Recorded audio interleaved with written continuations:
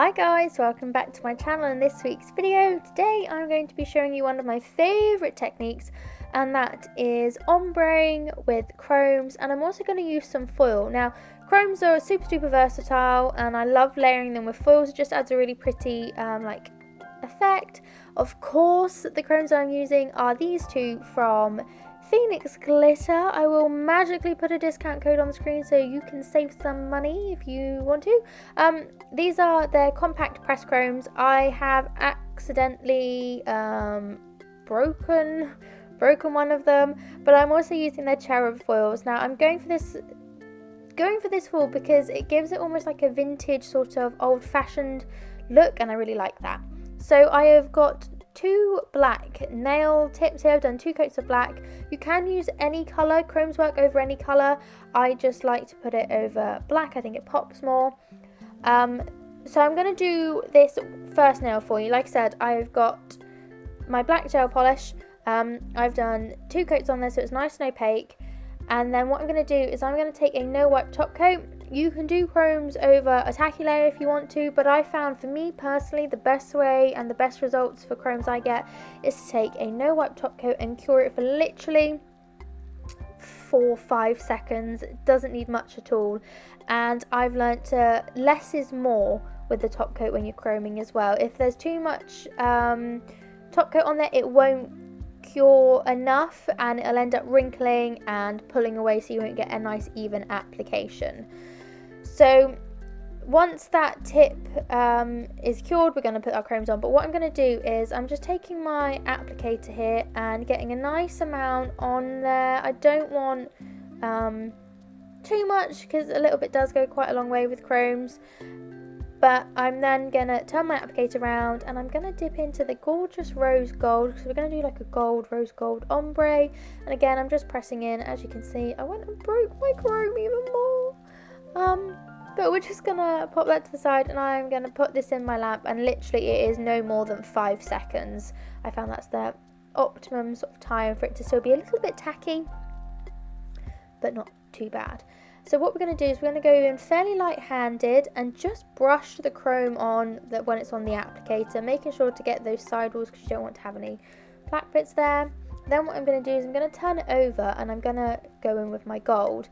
And don't press too hard because you will like make dents and stuff in it and it won't be completely smooth.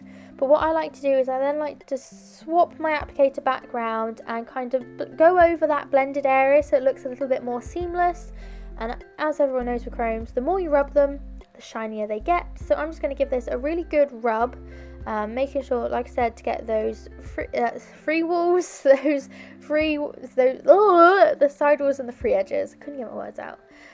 I'm going to dust off the excess, and then what I'm going to do is go back in with my no wipe top coat and just do a nice even layer over the nail, just to really lock it in, and you can just see how pretty that is. I'm going to cure that in my lamp, and whilst that's curing, I'm going to go on to my next nail, and I'm going to do exactly the same thing that I did before.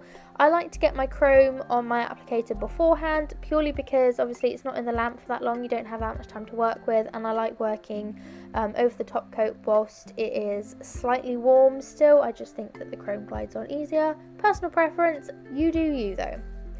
So I'm just going to do exactly the same thing. I'm just going to put my top coat on and cure it for a couple of seconds.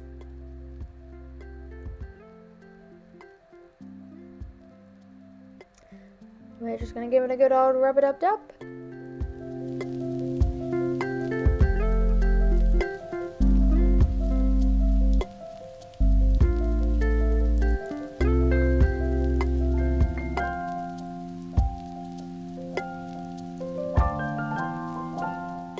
Blend that seam in.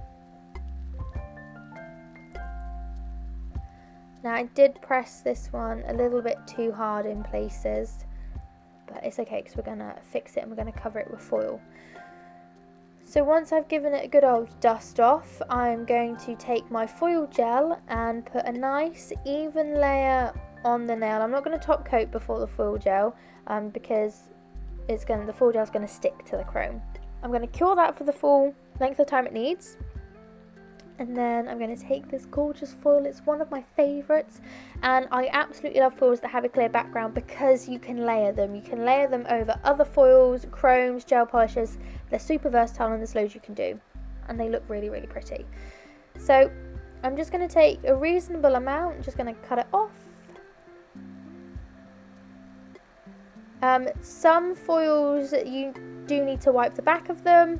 This one though, you don't need to. I don't find that I have to do that on many of my Phoenix foils at all. It's just bear that in mind if you haven't got these exact foils.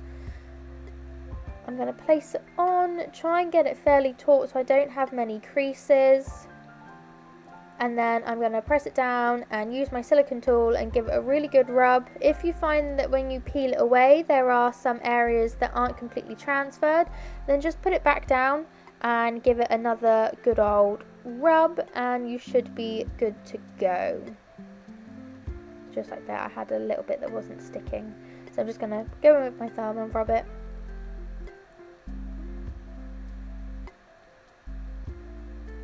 And then if we peel him away,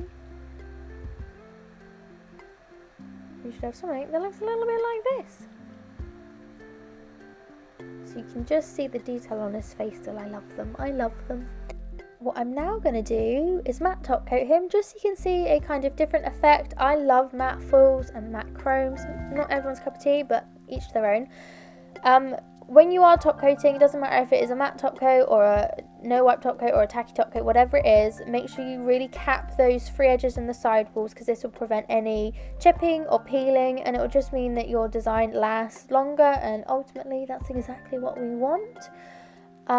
So once he is all top coated, I'm going to pop him in my lamp, and this is what he looks like matte. I really like the matte. It gives it that sort of old vintagey sort of look.